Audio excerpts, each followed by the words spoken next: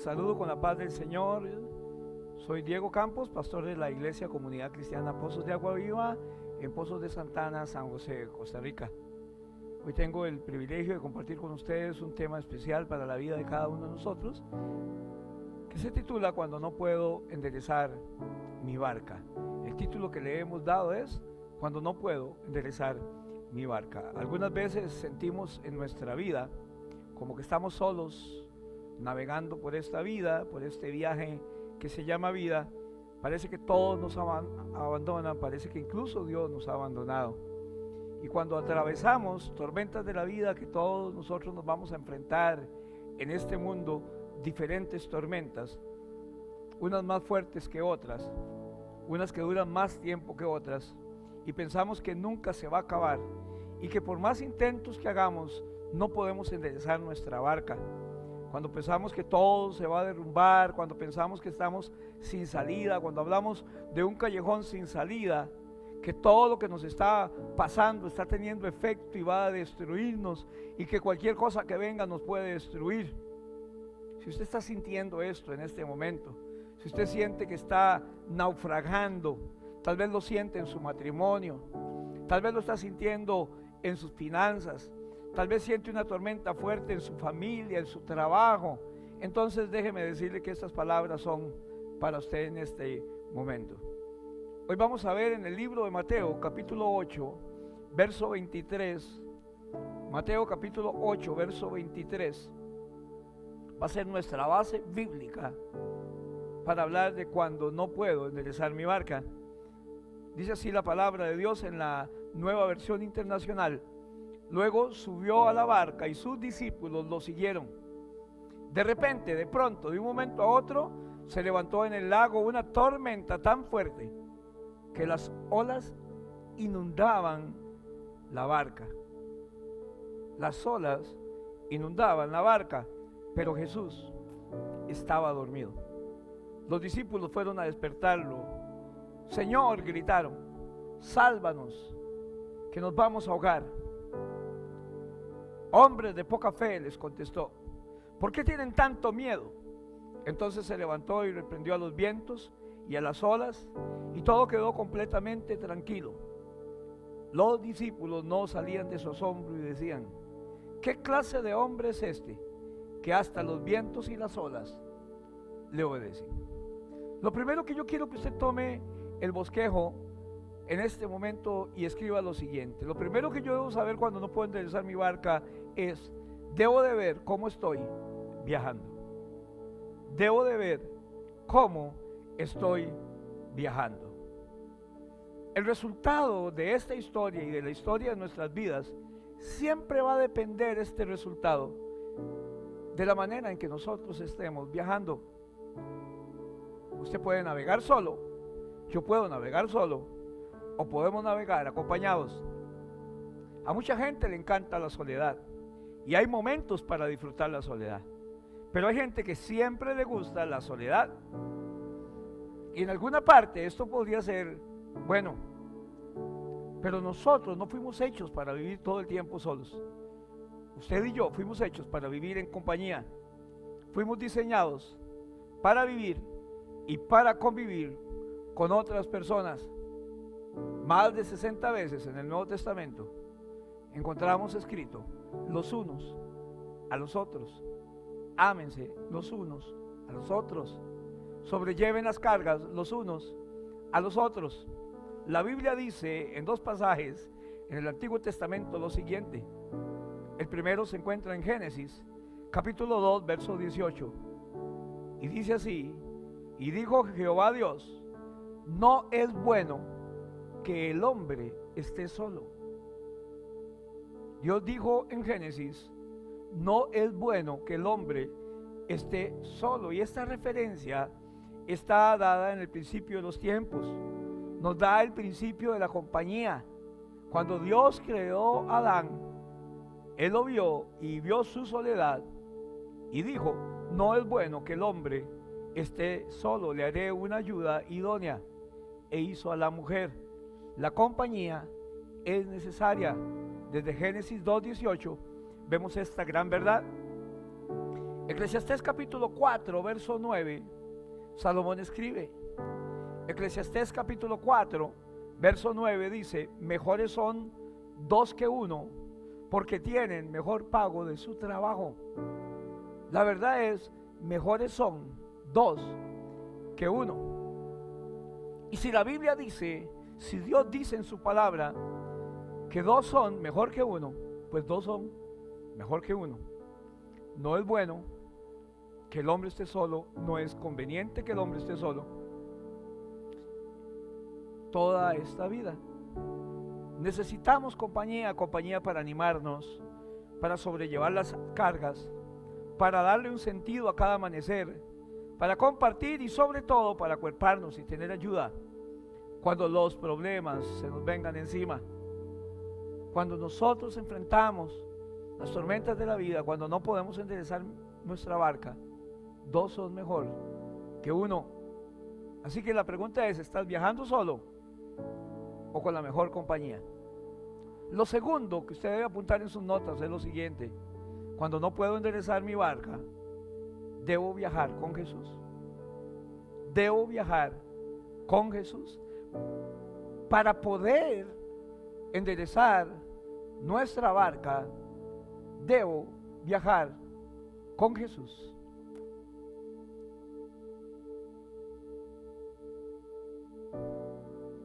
Ese es el asunto. La vida es como un viaje y debo de contar con buena compañía. Y siempre en la vida vamos a tener tormenta. Todos en nuestra vida vamos a tener tormenta. Y en nuestra vida nos enfrentamos al día malo.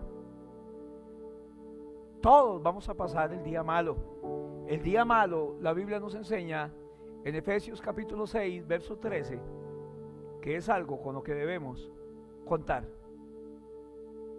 Todos nosotros sabemos de lo que estamos hablando. Todos nosotros pasamos por el día malo. En el libro de Efesios la Biblia no dice que el día malo tal vez vendrá. Tampoco dice que es una posibilidad del día malo. Efesios dice la palabra de Dios que el día malo es algo con lo que usted y yo debemos contar. Notemos que no dice que tal vez vendrá el día malo, sino que para que cuando venga el día malo, que tomemos la armadura de Dios para que cuando venga el día malo, tomemos toda la armadura de Dios. Pablo escribe a los Efesios y les recomienda que deben tomar toda la armadura de Dios, no una parte de la armadura de Dios. No habla de que solo el escudo de la fe o el yelmo de la salvación. Pablo dice toda la armadura de Dios para que cuando venga el día malo,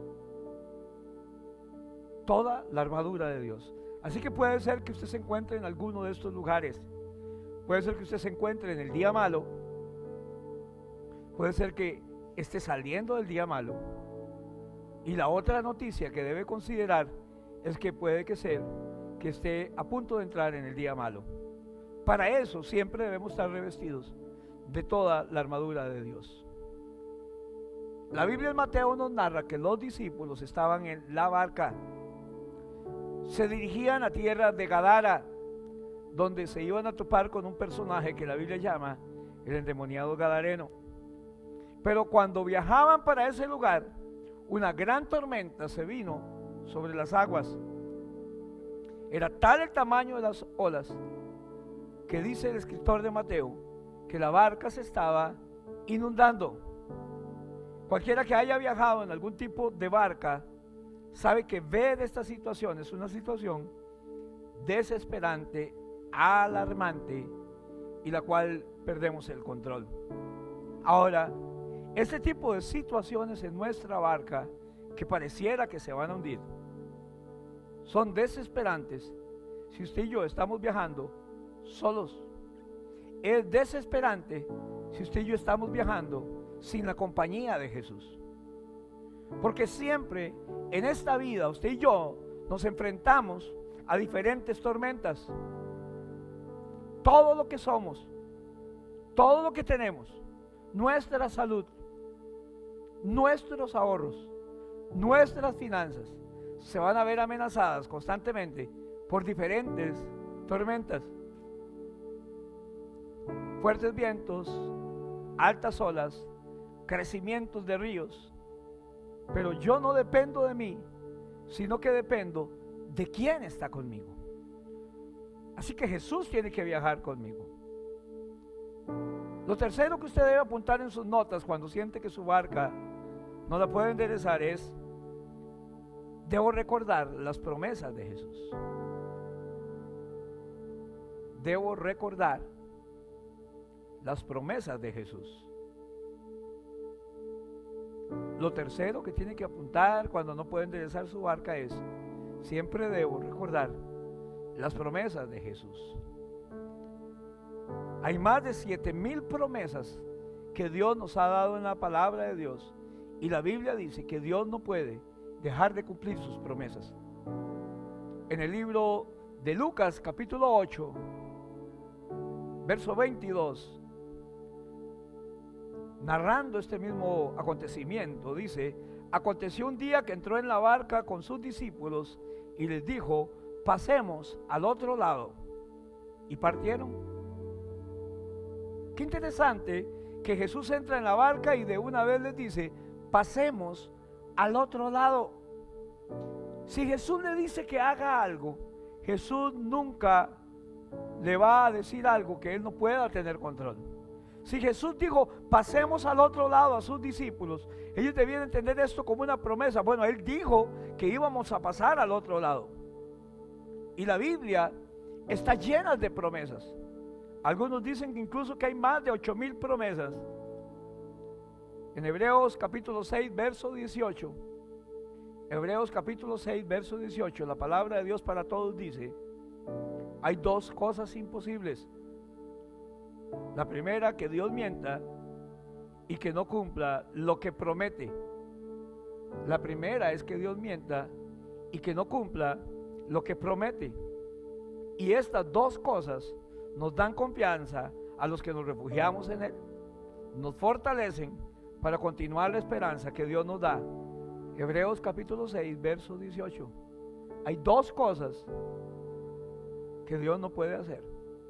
Hay algo que Dios no puede hacer, hay dos y muchos más. Dios no puede pecar, pero tampoco Dios miente. Y lo otro importante para usted y para mí es que Dios no puede dejar de cumplir lo que promete. Hay cosas que Dios no hace. Dios no puede mentir. Dios no puede mentir, anótelo, porque Él es el Dios. Y la Biblia dice que Dios no puede mentir. San Juan capítulo 14, verso 6 dice: Jesús les dijo: yo soy el camino, la verdad y la vida, y nadie viene al Padre sino por mí. Yo soy el camino, soy la verdad, no la mentira, y la vida, y nadie viene al Padre si no es por mí. Así que Jesús es la verdad. Jesús no solo dice la verdad, sino que Él es la verdad pura. Juan capítulo 3, verso 33 dice lo siguiente. Juan capítulo 3, verso 33 dice lo siguiente: el que recibe su testimonio, este atestigua que Dios es veraz. Juan recibe el testimonio del Señor, atestigua que Dios es veraz. Usted y yo recibimos el testimonio de Dios por medio de la palabra de Dios, y tenemos que decir: Dios es veraz, Él es la verdad, Dios no miente. Y Romanos capítulo 3, verso 4, Romanos capítulo 3, verso 4, de ninguna manera, antes bien, sea Dios veraz, Dios es verdad y todo hombre mentiroso, pero Dios es verdad, Jesús es verdad. Así que, amigo y amiga, hermano amado, hermana querida, nuestra fe, mi fe, depende de esta realidad, que Dios es veraz y que todo lo que dice Él es cierto. Si Dios fuera un mentiroso, nuestra fe no tendría fundamento. Lo segundo que dice Hebreos 6:18 es que, apunte allí, Él siempre cumple sus promesas. Él siempre cumple sus promesas. no dice que a veces cumple sus promesas. Dice que Él siempre cumple sus promesas. 2 Corintios 1:20, en lenguaje sencillo. 2 Corintios capítulo 1, verso 20. Dice, y todas las promesas que Dios ha hecho se cumplen por medio de Jesucristo. Y todas las promesas que Dios ha hecho se cumplen por medio de Jesucristo. Así que todo lo que Dios promete, todo lo que el Señor promete, Él lo cumplirá. Así que Jesús está en la barca, les da una afirmación, les da una promesa y les dice, pasemos al otro lado. Si Jesús dijo, pasemos al otro lado, ellos no se van a hundir, porque Jesús dijo, pasemos al otro lado. Si Jesús dijo, se hará. Él dijo que iban a pasar a la otra orilla. Y Él te dice que vas a pasar esto. No sé lo que usted está pasando en este momento. No sé lo que pueda llegar en cualquier momento, pero tenemos que estar seguros de algo y tomar su palabra como una firme ancla en medio de la tormenta. Vamos a pasar al otro lado. Dios ha prometido que esto también pasará.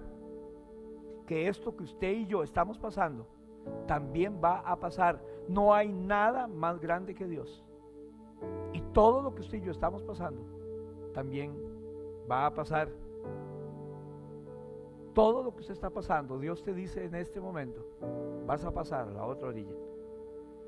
En número 23:19, números 23:19 dice la palabra de Dios. Dios no es un hombre para que mienta. Dios no es un hombre para que mienta, ni es hijo de hombre para que se arrepienta. Él dijo y no hará. Él dijo, no hará. Si Él lo dijo, no lo hará. Habló y no lo ejecutará. Así que los discípulos están en la barca. Ciertamente la tormenta es fuerte, pero hay dos cosas que están pasando. Número uno, Jesús está en la barca. Si Jesús está en tu barca no se hunde, tu barca no va a colapsar. Tienes que asegurarte muy bien de no viajar solo por esta vida.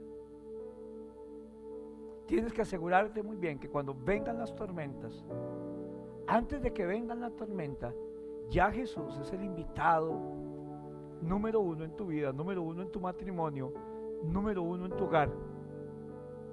Y lo segundo es que Jesús dijo que llegaríamos. Jesús dijo que llegaríamos. Y su palabra y sus promesas siempre se van a cumplir. No es que a veces se cumplen y a veces no se cumplen. No es que algunas veces sí se cumplen y algunas otras no se cumplen. Todo lo que Dios ha prometido en la Biblia se va a cumplir. Su palabra siempre se cumple. Lo que pasa es que cuando usted y yo pasamos por diferentes tormentas, no nos acordamos de las promesas que Dios ha hecho en nuestra vida. Más de 8,000 promesas para usted y para mí. Y en esos momentos oscuros, y en esos momentos en que sentimos que nuestra barca se hunde, debemos tomarnos de cada promesa que Dios ha hecho, tomarnos de la palabra de Dios y decir: Señor, tú me dijiste, Señor, tú me prometiste, y mi casa no se hunde, y mi barca no se hunde, mi matrimonio no se hunde, porque tú eres el que lo sostiene, porque tú eres el que tiene el control de todo lo que pasa, Señor. Así que lo primero que debo de ver es cómo estoy viajando, solo o acompañado. Mejor son dos que uno. No es bueno que estemos solos. Nos respaldamos, nos ayudamos, nos cuidamos. Pero no es estar con cualquier tipo de compañía. Lo segundo es viajar con Jesús. Debo viajar con Jesús. No emprenda ningún negocio. No salga de su casa sin encomendar su día al Señor. No termine su día sin haber puesto su noche y su sueño en las manos del Señor. Quiere volver a recobrar su sueño. La Biblia dice: en paz me acostaré y así mismo dormiré, porque solo tú, Señor, me haces vivir confiado. La Biblia también dice: porque a los suyos dará el Señor el sueño. Debo viajar con Jesús. Lo tercero, cuando no puedo enderezar mi barca, es: debo recordar las promesas de Jesús. Debo recordar las promesas de Jesús. Lo cuarto que tienes que apuntar en tu nota es lo siguiente: cuando siento que no puedo enderezar mi barca, cuando las olas son tan altas que mi barca se inunda y puede colapsar, debo saber que Dios siempre tiene el control. Debo saber que Dios siempre tiene el control. Tienes que saber que Dios no algunas veces, no tal vez, Dios siempre tiene el control. Cada vez que pases un problema, cada vez que pases una tormenta, debes recordar que Dios siempre tiene el control. Los discípulos corrieron, y cuando buscan a Jesús en la barca que viajaba con ellos, lo encontraron durmiendo. Y corrieron a despertar a Jesús. Tenían miedo. Ellos tenían miedo, Jesús estaba durmiendo. ¿Cuántas veces pensamos: ¿por qué Dios no me responde? Y usted y yo podríamos estar pensando ahora, leyendo esta historia: ¿cómo es posible que alguien pueda dormir en medio de una tormenta que inunda, que moja, que llena, en medio del ruido de los truenos, los relámpagos? Quiero que entiendas algo: Dios siempre responde. Durante cada tormenta que suframos, debemos recordar que Él ya nos ha dado una respuesta anticipada y que yo solamente tengo que dar gracias a Dios, acción de gracias, porque ya Él prometió que Él iba a tener el control.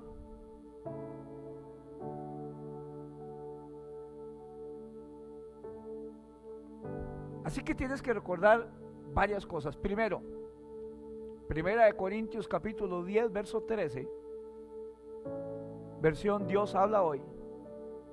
Primera de Corintios capítulo 10, verso 13 dice: vosotros no habéis pasado por ninguna prueba que no sea humanamente soportable, y podéis confiar en Dios, que no os dejará sufrir pruebas más duras de los que podáis soportar.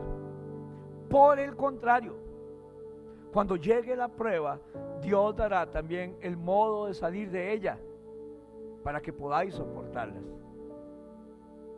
1 Corintios 10:13, Dios te da una promesa por adelantada. Te dice: usted puede llegar a la otra orilla. Se lo dice de esta manera: toda prueba, toda tormenta que estemos pasando, cada tormenta que estemos sufriendo, fue permitida por Dios, y la permitió porque usted y yo somos capaces de soportarla. Somos capaces de triunfar sobre ella. Así que puedo estar seguro de algo: todo lo que estoy pasando hoy, ya Dios lo sabía. Todo lo que usted está pasando hoy, ya Dios lo sabía. Y Él midió primero tu capacidad de salir adelante. Y esto que usted está pasando hoy, que ya Dios sabía que iba a venir, también sabía que usted era capaz de soportarlo. Y además, esté seguro que no lo va a enfrentar solo. Así que Dios no nos dejará ser probados más de lo que podamos soportar. Lo segundo, el salmista dice, Salmo 121, 3 y 4, que Él no dará a tu pie al resbaladero. Son instrucciones anticipadas, son promesas anticipadas, y cada vez que estés en una tormenta, recuerda sus promesas. Y también dice que no se dormirá el que te guarda. He aquí, no se adormecerá ni dormirá el que guarda a Israel, el que guarda a su pueblo. Y aunque parezca que Dios duerme, aunque parezca que Cristo estaba durmiendo, la Biblia dice que Dios, como Dios, nunca duerme. Sin embargo, Jesús, aquí en la tierra, era verdadero Dios, verdadero hombre, 100% Dios, 100% hombre. Como Dios todo lo podía, como hombre tuvo sueño y también tuvo hambre. Dios nunca duerme. Lo cierto del caso es que aquí dice que Jesús dormía. Y Jesús dormía, y el escritor de Mateo nos lo narra con un propósito. ¿Por qué Jesús dormía en medio de una tormenta?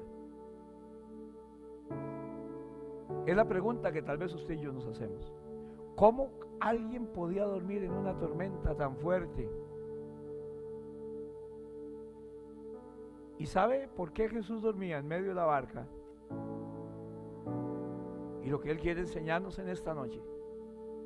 Jesús dormía porque Él sabía quién tenía el control de todo. Jesús sabía quién movía la barca. Dios estaba en control de la barca. Dios estaba en control de la tormenta. Dios está siempre en control de todo. Así que Dios está en control de tu barca, aunque usted no lo crea, aunque le parezca que Dios está durmiendo. Dios está en control de tu vida. Dios está en control de todo lo que te suceda hoy, mañana o en cualquier momento, en el día malo, en el que vayas a entrar, en el que estás o en el que saliste. Dios tuvo el control. Y Dios te dice en tu palabra que no tienes que tener miedo. No temas, no temas, porque Él tiene el control.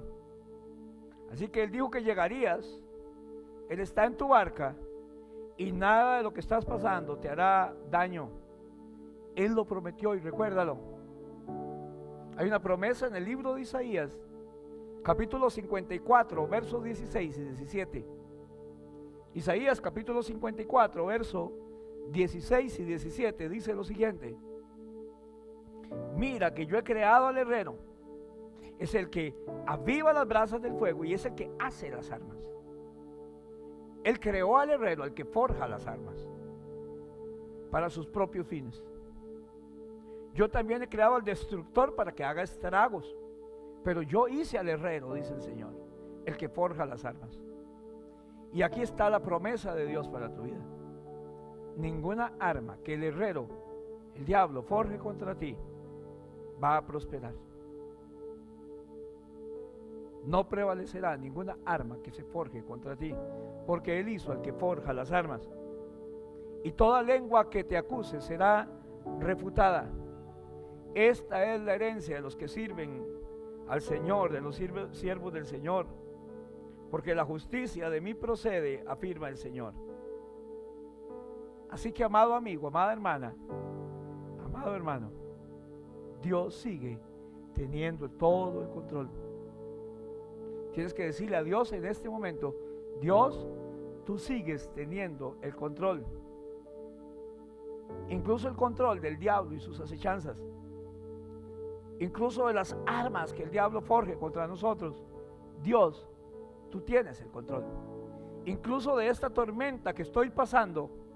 Dios, tú tienes el control, incluso de esta crisis económica. Dios, tú tienes el control, incluso de mi salud. Dios, tú tienes el control, porque ninguna arma forjada contra ti prosperará.